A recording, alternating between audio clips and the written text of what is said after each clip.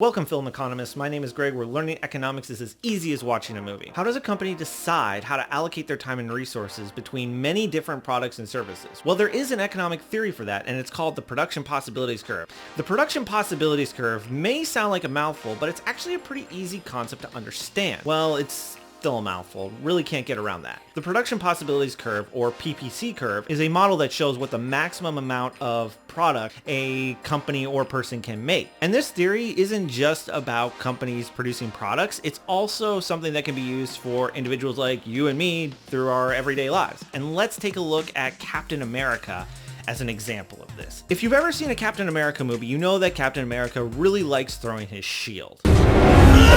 And he's also really good at giving speeches. This is the fight of our lives. And we're gonna win. Whatever it takes. He's pretty good at that. Right? But these skills take time in order to perfect them. And if you're Captain America, you need to figure out exactly what is the most efficient use of your time, since there's only a certain amount of time in a day, that you need to practice shield throwing and practice speech making in the mirror in order to make these skills the best that they can be. After all, lives are on the line, and his life is on the line as well. So let's say Captain America goes through all the different combinations, figuring out what is the maximum that he can do for each skill. Well, if you were to take those numbers and then graph it out, you would actually have the line.